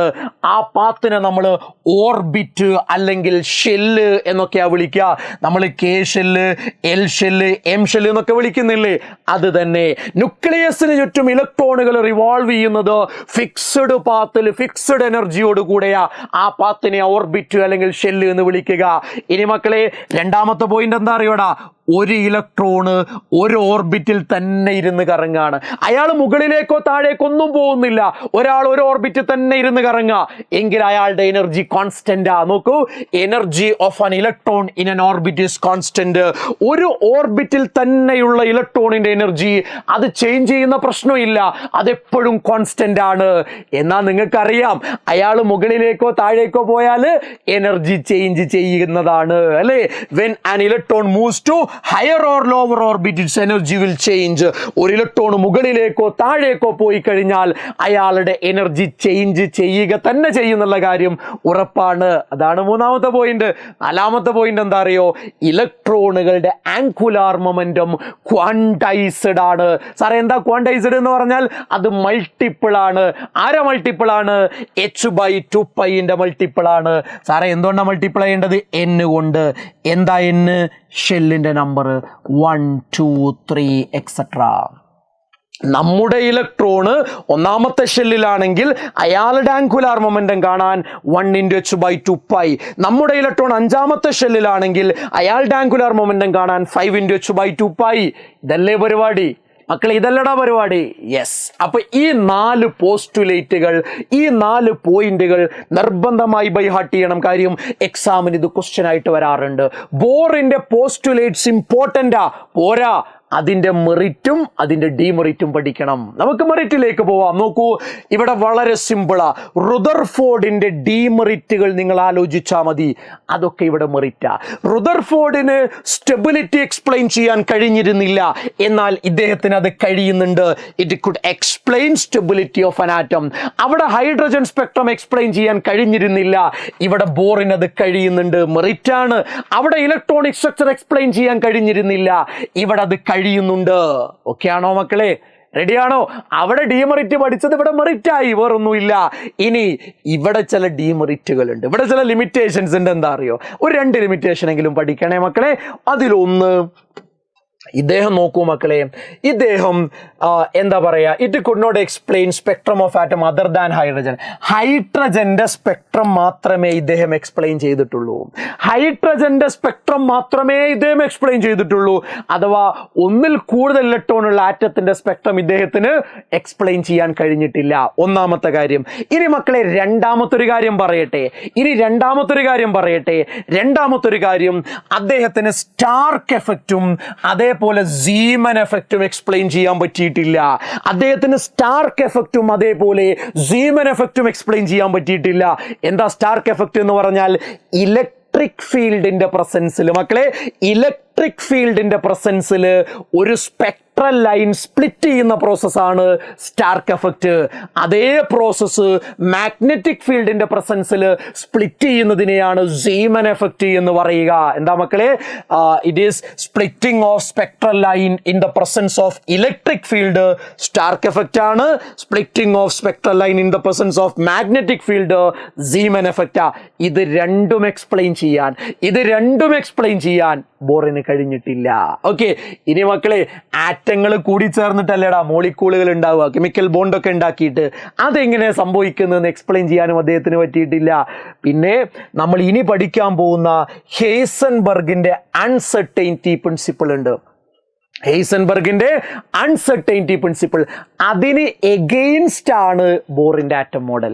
മക്കളെ, ഹെയ്സൻബർഗിന്റെ അൺസർട്ടൈനിറ്റി പ്രിൻസിപ്പിളിന് എഗെയിൻസ്റ്റ് ആണ് ബോറിന്റെ ആറ്റം മോഡൽ എന്നുള്ളതാണ്. ഓക്കെ ആണല്ലോടാ? അപ്പൊ ഇതിൽ ഏതെങ്കിലും 2 പോയിന്റുകൾ നിർബന്ധമായി പഠിക്കുക. അപ്പൊ ബോറിന്റെ പോസ്റ്റുലേറ്റ്, അതിന്റെ മെറിറ്റ്, അതിന്റെ ഡിമെറിറ്റ് ഇമ്പോർട്ടന്റ് ആ. ക്വസ്റ്റ്യൻ നോക്കൂ നിങ്ങൾ. പോസ്റ്റുലേറ്റ്സ് ആണ് ഇവിടെ ചോദിച്ചത്, അതേപോലെ തന്നെ ഡിമെറിറ്റും ഇവിടെ ചോദിച്ചിട്ടുണ്ട്, അതേപോലെ ഇവിടെ വീണ്ടും പോസ്റ്റുലേറ്റ് ചോദിച്ചിട്ടുണ്ട്, മെറിറ്റും ഡിമെറിറ്റും ചോദിക്കുന്നുണ്ട്. എഴുതി പോണം, പഠിച്ചു പോണം, തീർച്ചയായും പഠിച്ചു പോവേണ്ടതുണ്ട്. ഇനി മക്കളെ പ്രധാനപ്പെട്ട 2 പോയിന്റുകളിലേക്ക് ഞാൻ എൻട്രി ചെയ്യാണ്. ഡി ബ്രോഗ്ലി വേവ് ലെങ്ത്, അതായത് ഇലക്ട്രോൺ പോലെയുള്ള മൈക്രോസ്കോപ്പിക് പാർട്ടിക്കിളുകൾക്കും വേവ് നേച്ചർ ഉണ്ട് എന്നാണ് ഡി ബ്രോഗ്ലി പറയുന്നത്. ഡി ബ്രോഗ്ലിയുടെ പോയിന്റ് എന്താണെന്നറിയോ? ഞാൻ പറഞ്ഞു തരാം, ശ്രദ്ധിച്ചു കേട്ടോ മക്കളെ. ഡി ബ്രോഗ്ലിയുടെ പോയിന്റ്, അതായത് ഇലക്ട്രോൺ പോലെയുള്ള മൈക്രോസ്കോപ്പിക് ആയിട്ടുള്ള പാർട്ടിക്കിളുകൾക്കും വേവ് നേച്ചർ ഉണ്ട്. അവിടെ നിങ്ങൾ ശ്രദ്ധിക്കേണ്ടത്, അവരുടെ വേവ് ലെങ്ത് കാണാൻ h/p. എങ്ങനെ? h/p. നോക്കൂ നിങ്ങൾ, എച്ചിന്റെ വാല്യൂ അറിയാലോ, 6.626 into 10⁻⁻34 ജൂൾ സെക്കൻഡ് ആണ്. ഇനി പി എന്താ? P means momentum. പി എന്താ? മൊമെന്റം ആണ്. മൊമെന്റം എങ്ങനെ കാണുക? മാസ് ഇൻറ്റു വെലോസിറ്റി ചെയ്താൽ മതി. മൊമെന്റം കാണാൻ മാസ് ഇൻറ്റു വെലോസിറ്റി. അതുകൊണ്ട് ഈ ഇക്വേഷൻ കൃത്യമായിട്ട് ബൈ ഹാർട്ട് ചെയ്ത് വെക്കുക മക്കളെ. ഈ ഇക്വേഷന് കൃത്യമായിട്ട് ബൈ ഹാർട്ട് ചെയ്ത് വെച്ചോ. ഇത് ബേസ് ചെയ്തിട്ടുള്ള ക്വസ്റ്റ്യൻ ആണ് നിങ്ങൾ പ്രതീക്ഷിക്കേണ്ടത്. നിങ്ങൾ പ്രതീക്ഷിക്കേണ്ടത് എന്നുള്ള കാര്യം ഓർത്തിരിക്കുക. അടുത്തത് ഒരു ക്വസ്റ്റ്യൻ നോക്കൂ നിങ്ങൾ. വേവ് ലെങ്ത് കാണാനുള്ള ക്വസ്റ്റ്യനാ. വേവ് ലെങ്ത് എങ്ങനെ കാണാ? h/mv. h എന്താ? 6.626 into 10⁻⁻34 ഡിവൈഡഡ് ബൈ മാസ് എത്രയാ തന്നിട്ടുണ്ട് ഇലക്ട്രോണിനെ കുറിച്ച്? ഇലക്ട്രോണിന്റെ മാസ് 9.1 into 10⁻⁻31. അത് ബൈ ഹാർട്ട് ചെയ്യണം കേട്ടോ. വെലോസിറ്റി എത്രയാടാ? 10 ആണ്. ഇത് ചെയ്താൽ നിങ്ങൾക്ക് ആൻസർ കിട്ടൂലേ? കിട്ടും. അപ്പൊ അതിന് എന്തറിയണം? ഇക്വേഷൻ അറിയണം. ഇക്വേഷൻ അറിയില്ലേ നമുക്ക് അവിടെ ഒന്നും ചെയ്യാൻ കഴിയില്ല. അതുകൊണ്ട് നിർബന്ധമായിട്ട് എന്ത് ചെയ്യുക? ഇക്വേഷൻ പഠിക്കുക. അടുത്തതിലേക്ക് വരാം. ഹെയ്സൻബർഗിന്റെ അൺസർട്ടൈനിറ്റി പ്രിൻസിപ്പിൾ. എന്താ ഹെയ്സൻബർഗ് പറയുന്നതെന്നറിയോ? It is impossible to determine simultaneously the exact position and momentum of an electron. അതായത് ഇലക്ട്രോണിന്റെ കൃത്യമായ പൊസിഷനും കൃത്യമായ മൊമെന്റവും ഒരേ സമയം കണ്ടെത്തുക എന്നുള്ളത് ഇമ്പോസിബിൾ ആണ്. It is impossible to determine simultaneously. ഒരേ സമയം ഡിറ്റർമൈൻ ചെയ്യാൻ കഴിയില്ല. എന്ത് കഴിയില്ല? Exact position and momentum of an electron. ഇവിടെയും ഒരു മാത്തമാറ്റിക്കൽ എക്സ്പ്രഷൻ ഉണ്ട്. എന്താ അത്? Δx into Δp greater than or equal to h/4π. ഇതാണ് ആ ഇക്വേഷൻ. നമ്മൾ ഒരേ സമയം പൊസിഷനും ഒരേ സമയം മൊമെന്റവും കണ്ടെത്താൻ ശ്രമിച്ചാൽ ഒരിക്കലും കറക്റ്റ് കിട്ടില്ല എന്ന് മാത്രമല്ല, ഏറ്റവും minimum h/4π difference, h/4π uncertainty അവിടെ ഉണ്ടാവും. എന്താ സാറേ delta X? Uncertainty in position അഥവാ ചേഞ്ച് ഇൻ പൊസിഷൻ. എന്താ delta P? Uncertainty in momentum അഥവാ ചേഞ്ച് ഇൻ മൊമെന്റം. ഇനി വേണമെങ്കിൽ നമുക്ക് ഡെൽറ്റ പിയെ എം ഇൻറ്റു ഡെൽറ്റ വി എന്ന് എഴുതാം. ഡെൽറ്റ പി എന്തെഴുതാം? എം ഇൻറ്റു ഡെൽറ്റ വി എന്ന് എഴുതാം. പ്രശ്നമുണ്ടോടാ? ഒരു പ്രശ്നവും ഇല്ല, നമുക്ക് അങ്ങനെ ചെയ്യാം. അപ്പൊ ഇവിടെ നിങ്ങൾ ഡെഫിനിഷൻ മാത്രം പഠിച്ചാൽ പോരാ, ഈ ഇക്വേഷൻ പഠിക്കണം. ഇക്വേഷൻ ബേസ് ചെയ്തിട്ടുള്ള ക്വസ്റ്റ്യൻ വേണേ ചോദിക്കാം. നോക്കൂ, നിങ്ങൾ ഹെയ്സൻബർഗ് സ്റ്റേറ്റ് ചെയ്യാൻ പറഞ്ഞിട്ടുണ്ട്, അതോടൊപ്പം തന്നെ മാത്തമാറ്റിക്കൽ എക്സ്പ്രഷൻ ചോദിച്ചിട്ടുണ്ട്. നമുക്ക് ചെയ്തുകൂടെടാ? ചെയ്യാവുന്നതേ ഉള്ളൂ. ഇത് പക്ഷേ ഡി ബ്രോഗ്ലിയുടെ ബേസ് ചെയ്തിട്ടുള്ള നേരത്തെ ചെയ്ത അതേ ക്വസ്റ്റ്യൻ ആണ്. അടുത്തത് state Heisenberg's uncertainty principle. Name any 4 spectral lines. ഏതാ spectral lines? Lyman, Balmer, Paschen, Brackett, ഫണ്ടല്ലേ? യെസ്. ഇനി നമ്മൾ ക്വാണ്ടം മെക്കാനിക്കൽ മോഡൽ ഓഫ് ആറ്റത്തിലേക്ക് പോവാണ്. അവിടെ ഞാൻ പറഞ്ഞു ഡീറ്റെയിൽ ആയിട്ടൊന്നും പഠിക്കാനില്ല, 2 പോയിന്റ് പഠിക്കുന്നത് നല്ലതാണ്. ഇത് പ്രപ്പോസ് ചെയ്തത് ആരൊക്കെയാണ്? ഒന്ന് ഹെയ്സൻബർഗ് ആണ്. ആരാടാ? ഒന്ന് ഹെയ്സൻബർഗ് ആണ്, 2 ഷ്രോഡിഞ്ചർ ആണ്. ആരാണ്? ഷ്രോഡിഞ്ചർ. ഒന്ന് ഹെയ്സൻബർഗ് ആണ്, 2 ഷ്രോഡിഞ്ചർ ആണ്. മക്കളെ, ഇവര് വേവ് നേച്ചർ കൺസിഡർ ചെയ്തിട്ടുണ്ട്, അതേപോലെ പാർട്ടിക്കിൾ നേച്ചറും കൺസിഡർ ചെയ്തിട്ടുണ്ട്. വേവ് നേച്ചർ കൺസിഡർ ചെയ്തിട്ടുണ്ട്, അതേപോലെ പാർട്ടിക്കിൾ നേച്ചറും കൺസിഡർ ചെയ്തിട്ടുണ്ട്. ഇവരുടെ ഒരു ഇക്വേഷൻ നിങ്ങൾ പഠിച്ചിരിക്കുന്നത് നല്ലതാണ്. അത് E psi is equal to H psi. E psi is equal to H psi. എടാ, ഇതിൽ E എന്ന് പറഞ്ഞാൽ എന്താ അറിയോ? ടോട്ടൽ എനർജിയാണ്. ടോട്ടൽ എനർജിയാണ് E. ആ ടോട്ടൽ എനർജി എന്ന് പറഞ്ഞാൽ കൈനറ്റിക് എനർജി പ്ലസ് പൊട്ടൻഷ്യൽ എനർജിയാണ് ഉദ്ദേശിക്കുന്നത്. H എന്ന് പറഞ്ഞാൽ അതൊരു ഓപ്പറേറ്റർ ആണ്. അതിന് ഹാമിൽട്ടോണിയൻ ഓപ്പറേറ്റർ എന്നാ പറയാ. അത് ക്വാണ്ടം മെക്കാനിക്സിൽ ഉപയോഗിക്കുന്ന ഒരു ഓപ്പറേറ്ററാ. അതൊന്നും പഠിക്കേണ്ടതില്ല, ആ പേരൊന്ന് ഓർത്ത് വെക്കുന്നത് നല്ലതാണ്. H ഹാമിൽട്ടോണിയൻ ഓപ്പറേറ്റർ ആണ്. ഇവിടെ വേവ് നേച്ചറും കൂടെ കൺസിഡർ ചെയ്തിട്ടുണ്ട്. അതിനെ സൂചിപ്പിക്കുന്ന ഫംഗ്ഷൻ ആണ് വേവ് ഫംഗ്ഷൻ ആണ്. വേവ് ഫംഗ്ഷൻ ആണ് സൈ എന്ന് പറയുന്നത്. എന്താ മക്കളെ? വേവ് ഫംഗ്ഷൻ ആണ് സൈ എന്ന് പറയുന്നത്. ഓക്കെ, അപ്പൊ ഇതങ്ങ് ബൈഹാർട്ട്. ഈ 3 പോയിന്റ് ബൈഹാർട്ട് ചെയ്യുക, ഓരോന്നുകൂടെ ഇല്ല. ഇവിടെ ഈ ഒരു ഇക്വേഷൻ ഒരു തവണ 1 മാർക്കിന് ചോദിച്ചിട്ടുണ്ട്, അത്രയേ ഉള്ളൂ. വേറെ ഒരു ക്വസ്റ്റ്യൻ ഇവിടുന്ന് വന്നിട്ടില്ല. പക്ഷെ നിങ്ങൾ ഇതൊന്ന് അറിയുന്നത് നല്ലതാണ് കേട്ടോ, ഒന്ന് അറിഞ്ഞിരിക്കുന്നത് നല്ലതാണ്. അടുത്തതിലേക്ക് നമുക്ക് പോവാം. അടുത്തത് ഈ ചാപ്റ്ററിലെ ഏറ്റവും പ്രധാനപ്പെട്ട ഒരു ക്വസ്റ്റ്യൻ ആണ്. അതില്ലാതെ ക്വസ്റ്റ്യൻ പേപ്പർ തന്നെ കുറവാ. എന്താണെന്നറിയോ? Quantum numbers. മക്കളെ, 4 ക്വാണ്ടം നമ്പറുകളുണ്ട്. 4 ക്വാണ്ടം നമ്പറുകളുണ്ട്. അതിൽ ആദ്യത്തത് പ്രിൻസിപ്പൽ ക്വാണ്ടം നമ്പറാ. മക്കളെ, പ്രിൻസിപ്പൽ ക്വാണ്ടം നമ്പറിനെ സ്മോൾ ലെറ്റർ n കൊണ്ടാണ് നമ്മൾ റെപ്രസെന്റ് ചെയ്യുക. ഈ ക്വാണ്ടം നമ്പർ ഇലക്ട്രോണുകളുമായി ബന്ധപ്പെട്ട ചില ഇൻഫർമേഷൻസ് നമുക്ക് തരുന്നുണ്ട്. അതിലൊന്നെന്താണെന്നറിയോ? എടാ, ഇലക്ട്രോണുള്ള ഷെല്ലിനെ കുറിച്ചുള്ള ഇൻഫർമേഷൻ, അല്ലെങ്കിൽ എന്താ പറയാ, ആറ്റത്തിന്റെ സൈസിനെ കുറിച്ചുള്ള ഇൻഫർമേഷൻ. കാര്യം എന്താ? ഷെല്ലിന്റെ നമ്പർ കൂടുമ്പോൾ സൈസ് കൂടും. അതാർക്കാ അറിയാത്തെ? നോക്കൂ നിങ്ങൾ, പ്രിൻസിപ്പൽ ക്വാണ്ടം നമ്പർ 1 ആണെങ്കിൽ അത് കെ ഷെല്ലിനെ സൂചിപ്പിക്കുന്നതാ. 2 ആണെങ്കിൽ എൽ ഷെല്ലിനെ സൂചിപ്പിക്കുന്നതാ. 3 ആണെങ്കിൽ എം ഷെല്ലിനെ സൂചിപ്പിക്കുന്നതാ. 4 ആണെങ്കിൽ എൻ ഷെല്ലിനെ സൂചിപ്പിക്കുന്നതാ. അങ്ങനെ അങ്ങനെ അങ്ങനെ പോവും. അതായത് പ്രിൻസിപ്പൽ ക്വാണ്ടം നമ്പർ എന്നിന്റെ വാല്യൂ ഉണ്ടെങ്കിൽ ഷെല്ലിനെ കുറിച്ചുള്ള കൃത്യമായ ഐഡിയ കിട്ടും. രണ്ടാമത്തെ എന്താ അറിയോ? എന്നിന്റെ വാല്യൂ ഉണ്ടെങ്കിൽ ആ എന്താ പറയാ, ഷെല്ലിലുള്ള ഇലക്ട്രോണിന്റെ എനർജി നമുക്ക് കാൽക്കുലേറ്റ് ചെയ്യാം. എങ്ങനെയാ? -2.18 into 10⁻⁻18 into z² divided by n². n എന്ന് പറഞ്ഞാൽ ഷെല്ലിന്റെ നമ്പറാ. അത് ആ എന്നിന്റെ വാല്യൂ ഉണ്ടെങ്കിൽ എനർജി കാൽക്കുലേറ്റ് ചെയ്യാൻ പറ്റും, പ്രശ്നമൊന്നുമില്ല. എടാ, ഹൈഡ്രജൻ ആണെങ്കിൽ ഹൈഡ്രജന്റെ z അറ്റോമിക് നമ്പറാ. ഹൈഡ്രജന്റെ അറ്റോമിക് നമ്പർ 1 അല്ലേ? ആണ്. അപ്പോൾ 1² എന്ന് പറഞ്ഞാൽ 1 അല്ലേ? അപ്പോൾ 1/n² എഴുതിയാൽ മതി. പക്ഷെ വേറെ ഏതെങ്കിലും ആറ്റങ്ങളാണെങ്കിൽ അറ്റോമിക് നമ്പർ കറക്റ്റ് അവിടെ നിങ്ങൾ ശ്രദ്ധിക്കേണ്ടതായിട്ടുണ്ട്. ഹൈഡ്രജന്റെ കേസിൽ 1 ആണ് വരിക, നമുക്കറിയാം. ഇനി ഇതേപോലെ തന്നെ എന്നിന്റെ വാല്യൂ അറിയാമെങ്കിൽ ആ ഷെല്ലിലേക്കുള്ള അല്ലെങ്കിൽ ആ ഓർബിറ്റിലേക്കുള്ള ഡിസ്റ്റൻസ് നമുക്ക് കാൽക്കുലേറ്റ് ചെയ്യാൻ പറ്റും, അല്ലെങ്കിൽ റേഡിയസ് ഓഫ് ഓർബിറ്റ് നമുക്ക് കാൽക്കുലേറ്റ് ചെയ്യാൻ പറ്റും. എന്താ equation? Rn = 52.9 into n² divided by z. Hydrogen ആണെങ്കിൽ z 1, വേറെ ആരെങ്കിലും ആണെങ്കിൽ അറ്റോമിക് നമ്പർ അവിടെ എഴുതേണ്ടതുണ്ട്. ഓക്കെ ആണോ? അപ്പൊ എന്തൊക്കെ ഇൻഫർമേഷനാ പ്രിൻസിപ്പൽ ക്വാണ്ടം നമ്പർ നമുക്ക് നൽകിയത്?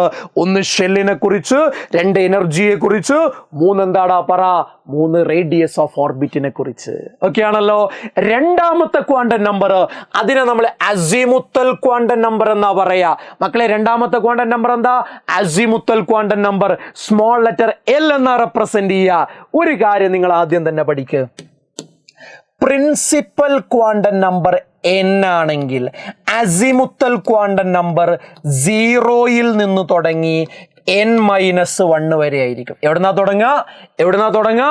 0. ഒന്നല്ല, നമ്മളെ പ്രിൻസിപ്പൽ ക്വാണ്ടം നമ്പർ 1 തുടങ്ങിയത്. പക്ഷെ അസിമുത്തൽ ക്വാണ്ടം നമ്പർ 0 തുടങ്ങും. ഏത് വരെ ഉണ്ടാവുക? n-1 വരെ ഉണ്ടാവുക. ഏത് വരെ ഉണ്ടാവുക? n-1 വരെ ഉണ്ടാവുക. മറക്കണ്ട. ഇനി ഇതിലേക്ക് വരാം. അസിമുത്തൽ ക്വാണ്ടം നമ്പർ 3 ഇൻഫർമേഷനാണ് നൽകുക. ഒന്ന്, സബ്ഷെല്ലിനെ കുറിച്ചുള്ള ഇൻഫർമേഷൻ. എങ്ങനെയാത്? എല്ലിന്റെ വാല്യൂ 0 എന്നല്ലേ തുടങ്ങുക? എല്ലിന്റെ വാല്യൂ 0 ആണെങ്കിൽ എസ്, 1 ആണെങ്കിൽ പി, 2 ആണെങ്കിൽ ഡി, 3 ആണെങ്കിൽ എഫ്. രണ്ടാമത്തെ ഇൻഫർമേഷൻ ഷേപ്പിനെ കുറിച്ചുള്ള ഇൻഫർമേഷനാ. എസിന്റെ ഷേപ്പ് സ്ഫെറിക്കലാ, കാണാതെ പഠിക്ക്. പി ഡംബലാണ്, ഡി ഡബിൾ ഡംബലാണ്, എഫ് ട്രിപ്പിൾ ഡംബലാണ്. ഇതങ്ങ് ബൈ ഹാർട്ട് ചെയ്യുക. മൂന്നാമത്തത് ആൻഗുലാർ മൊമെന്റം കാൽക്കുലേറ്റ് ചെയ്യാൻ അസിമുത്തൽ ക്വാണ്ടം നമ്പർ നമ്മളെ ഹെൽപ്പ് ചെയ്യുന്നുണ്ട്. അതെങ്ങനെയാണ് എന്നൊന്നും നോക്കേണ്ട കാര്യമില്ല. അങ്ങനെ ഒരു ഇൻഫർമേഷൻ കിട്ടുന്നുണ്ട് എന്നുള്ള കാര്യം മാത്രം പഠിച്ചു വെച്ചാൽ മതി. ഓക്കെ ആണല്ലോ? അപ്പോൾ പ്രിൻസിപ്പൽ ക്വാണ്ടം നമ്പർ നൽകുന്ന 3 കാര്യങ്ങൾ മനസ്സിലായി, അസിമുത്തലിന്റെ 3 കാര്യങ്ങൾ മനസ്സിലായി. ഇനി മൂന്നാമത്തെ ക്വാണ്ടം നമ്പർ മാഗ്നറ്റിക് ക്വാണ്ടം നമ്പറാ. മാഗ്നറ്റിക് ക്വാണ്ടം നമ്പറിൽ ആദ്യം തന്നെ ഒരു കാര്യം മനസ്സിലായിക്കോ. അസിമുത്തൽ ക്വാണ്ടം നമ്പർ എൽ ആണെങ്കിൽ മാഗ്നറ്റിക് ക്വാണ്ടം നമ്പർ -L നിന്ന് തുടങ്ങി +L വരെ ആയിരിക്കും. അതാണ് അതിൻ്റെ ഒരു മെയിൻ പോയിന്റ് കേട്ടോ, അറിഞ്ഞിരിക്കേണ്ട ഒരു പോയിന്റാണ്. ഫോർ എക്സാമ്പിൾ, നമ്മളിപ്പോൾ പി സബ്ഷെല്ലിനെ കുറിച്ചാണ് പറയുന്നത് വിചാരിക്കും. പിന്റെ എൽ വാല്യൂ 1 അല്ലേ? അപ്പോൾ പി സബ്ഷെല്ലാണെങ്കിൽ അതിന്റെ എൽ വാല്യൂ എന്താ? 1. അപ്പൊ magnetic quantum number M value എന്താ? -L നിന്ന് തുടങ്ങി +L വരെ. -L എന്ന് പറഞ്ഞാൽ -1, പിന്നെ 0, പിന്നെ +1. മനസ്സിലായോടാ? ഇങ്ങനെയാണ് അതിന്റെ വാല്യൂസ് നമ്മൾ നോക്കുക. അതായത് മാഗ്നറ്റിക് ക്വാണ്ടം നമ്പറിന്റെ വാല്യൂ -L മുതൽ +L വരെ ആയിരിക്കും. ഒരു പോയിന്റ്. രണ്ടാമത്തെ ഒരു കാര്യം എന്താ അറിയോ? ഒരൊറ്റ ഇൻഫർമേഷൻ ഇവിടുന്ന് കിട്ടുള്ളൂ. അതെന്താണെന്നറിയോ? ഈ ഓർബിറ്റൽസിന്റെ സ്പേഷ്യൽ ഓറിയന്റേഷൻ. നമ്മൾ സ്ഫിയർ, ഡംബൽ എന്നൊക്കെ പറഞ്ഞില്ലേ, ഇവരെങ്ങനെയാണ് സ്പേസിൽ അറേഞ്ച് ചെയ്യുക? അതാണ് സ്പേഷ്യൽ ഓറിയന്റേഷൻ. മക്കളെ, അതാണ് സ്പേഷ്യൽ ഓറിയന്റേഷൻ എന്ന് പറയുന്നത്. ഒരു കാരണവശാലും മറക്കരുത്. സ്പേഷ്യൽ ഓറിയന്റേഷൻ എന്ന് പറയുന്നത് നോക്കൂ, it gives information about the orientation of orbital in space. സ്പേസിൽ എങ്ങനെയാണ് ഓർബിറ്റൽസിനെ അറേഞ്ച് ചെയ്യുക എന്ന ഇൻഫർമേഷൻ ആണ് കിട്ടുക. ഇനി നാലാമത്തെ quantum number spin quantum number. അത് പറയേണ്ട കാര്യമില്ല, ഒരൊറ്റ ഇൻഫർമേഷൻ ഇവിടുന്ന് കിട്ടുള്ളൂ, ഇലക്ട്രോണിന്റെ സ്പിന്നിനെ കുറിച്ച്. അതെങ്ങനെയാ? ഇലക്ട്രോണിൽ സ്പിൻ ചെയ്യുന്നത് ക്ലോക്ക് വൈസ് ആയിട്ടാണെങ്കിൽ അതിന്റെ വാല്യൂ +½ ആണ്. ആന്റി ക്ലോക്ക് വൈസ് ആയിട്ടാണ് സ്പിൻ ചെയ്യുന്നതെങ്കിൽ അയാളുടെ വാല്യൂ -½ ആണ്. ഓക്കെ, അതായത് നമ്മുടെ ഇലക്ട്രോൺ ക്ലോക്ക് വൈസ് ആയിട്ട് സ്പിൻ ചെയ്താൽ സ്പിൻ ക്വാണ്ടം നമ്പർ +½ ആണ്. ഇലക്ട്രോൺ ആന്റി ക്ലോക്ക് വൈസ് ആയിട്ട് സ്പിൻ ചെയ്താൽ അയാളുടെ വാല്യൂ -½ ആണ്. ഓക്കെ ആണല്ലോ? ഇതാണ് 4 ക്വാണ്ടം നമ്പേഴ്സ്. മക്കളെ, very very important. 4 quantum numbers ഏതൊക്കെ? Principal, azimuthal, magnetic, spin. പേര് പഠിക്കണം. ഓരോ ക്വാണ്ടം നമ്പറും എന്തൊക്കെ ഇൻഫർമേഷനാണ് നൽകുന്നത് കൃത്യമായി പഠിക്കണം. കാര്യം എക്സാമിന് ഇത് ക്വസ്റ്റ്യൻ ആയിട്ട് വരുന്നതാ, പഠിക്കാതെ പോകാൻ പറ്റില്ല. നോക്കൂ നിങ്ങൾ, പ്രിൻസിപ്പൽ ക്വാണ്ടം നമ്പർ 2 എന്ന് പറഞ്ഞാൽ രണ്ടാമത്തെ ഷെല്ല്. അസിമുത്തൽ ക്വാണ്ടം നമ്പർ 1 എന്ന് പറഞ്ഞാൽ പി സബ്ഷെൽ, അപ്പോൾ orbital 2p. Principal quantum number 3 എന്ന് പറഞ്ഞാൽ മൂന്നാമത്തെ ഷെല്ല്. അസിമുത്തൽ ക്വാണ്ടം നമ്പർ 2 എന്ന് പറഞ്ഞാൽ ഡി സബ്ഷെല്ല്, അപ്പൊ എന്താ? 3d orbital. പഠിക്കണം. ഇനി ഇതിൽ ഏതൊക്കെയാണ് കറക്റ്റ് എന്നാ ചോദിക്കുന്നത്. മക്കളെ, പ്രിൻസിപ്പൽ ക്വാണ്ടം നമ്പർ 1 ആണെങ്കിൽ അസിമുത്തൽ ക്വാണ്ടം നമ്പർ 0 എന്ന് തുടങ്ങി 1-1 0 വരെ വരിക. അപ്പോൾ അത് ഓക്കെയാണ്, എൽ ഓക്കെയാണ്. അപ്പോൾ എല്ലിന്റെ വാല്യൂ 0 ആണെങ്കിൽ എമ്മിന്റെ വാല്യൂ -0 to +0, അപ്പോൾ 0 ആണ്. ഇത് +ഓ -ഓ ഒക്കെ വരാം, കറക്റ്റ് ആണ്. പക്ഷേ ഇവിടെ നോക്ക്, ഇത് തെറ്റാ. കാര്യം എന്താ? പ്രിൻസിപ്പൽ ക്വാണ്ടം നമ്പർ 2 ആണെങ്കിൽ അസിമുത്തൽ ക്വാണ്ടം നമ്പർ 2-1 1 വരെ പറ്റുള്ളൂ, 2 പറ്റില്ല, അപ്പൊ തെറ്റ്. ഇത് ശരിയാണോ? ഇത് തെറ്റാ. കാര്യം എന്താ? അസിമുത്തൽ ക്വാണ്ടം നമ്പർ 1 ആണെങ്കിൽ മാഗ്നറ്റിക് ക്വാണ്ടം നമ്പർ -1 -1 മുതൽ +1 വരെ പറ്റുള്ളൂ. -2 ശരിയല്ല. ഇനി ഇത് ശരിയാണോ? ഇത് തെറ്റാ. കാര്യം എന്താ? പ്രിൻസിപ്പൽ കോൺ നമ്പർ 1 ആണെങ്കിൽ അസിമുത്തൽ കോൺ നമ്പർ 0 എന്ന് തുടങ്ങി 1 - 1 വരെ പറ്റുള്ളൂ. 1 പറ്റില്ല. ഓക്കെ ആണല്ലോ. അപ്പൊ ഇങ്ങനെയുള്ള ക്വസ്റ്റ്യൻസ് ഉണ്ടാവും. ഇനി എനർജി തരുന്ന ക്വാണ്ടം നമ്പർ ഏതാ? സംശയിക്കണ്ട, അത് പ്രിൻസിപ്പൽ ക്വാണ്ടം നമ്പർ. നോക്ക്, ക്വാണ്ടം നമ്പർ 4 ക്വാണ്ടം നമ്പറും വേണമെങ്കിൽ ഡീറ്റെയിൽ ആയിട്ട് എക്സ്പ്ലെയിൻ ചെയ്യാനുള്ള ക്വസ്റ്റ്യൻസ് ചോദിക്കാം. ഇനി നോക്കൂ, ഷേപ്പ് എസിൻ്റെയും പിൻ്റെയും ഷേപ്പ് നിങ്ങൾ പഠിക്കണം. അതായത് മക്കളെ, നിങ്ങൾ ജസ്റ്റ് എസിൻ്റെ ഷേപ്പ് വരക്കാൻ പറഞ്ഞാൽ ഒരു വട്ടം വരക്കുക, ഷെയ്ഡ് ചെയ്യുക, ഇതാണ് എസ്. ഇനി 1s വരക്കാൻ പറഞ്ഞാലോ അപ്പോഴും ഇത് തന്നെയാണ് ചെയ്യേണ്ടത്. എന്നാൽ 2s ചോദിച്ചാലോ ആദ്യം ഒരു വട്ടം വരക്കുക, ഷെയ്ഡ് ചെയ്യുക, എന്നിട്ട് അതിൻ്റെ പുറത്ത് രണ്ടാമത്തെ സ്ഫിയറും കൂടെ വരക്കണം. രണ്ടാമത്തെ സ്ഫിയറും കൂടെ വരക്കണം. ഈ 1sൻ്റെയും 2sൻ്റെയും ഇടയിലുള്ള ഗ്യാപ്പിനെ നമ്മൾ നോഡ് എന്നാ പറയാ. ഇലക്ട്രോൺസ് കാണപ്പെടാനുള്ള സാധ്യത ഇല്ലാത്ത സ്ഥലത്തെയാണ് നമ്മൾ നോഡ് എന്ന് പറയാ.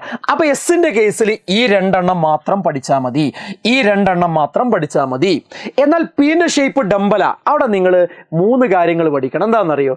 അവിടെ എന്താ പറയാ, PX ഉണ്ട്, അതേപോലെ PY ഉണ്ട്, അതേപോലെ PZ ഉണ്ട്. നിങ്ങളോട് PX ചോദിച്ചാൽ അല്ലെങ്കിൽ ജസ്റ്റ് P ചോദിച്ചാൽ, PX ആണെങ്കിൽ X ആക്സിസിൽ ഡംബൽ വരച്ചാൽ എന്തായി? PX ആയി. Y ആക്സിസിൽ ഡംബൽ വരച്ചാൽ എന്തായി? PY ആയി.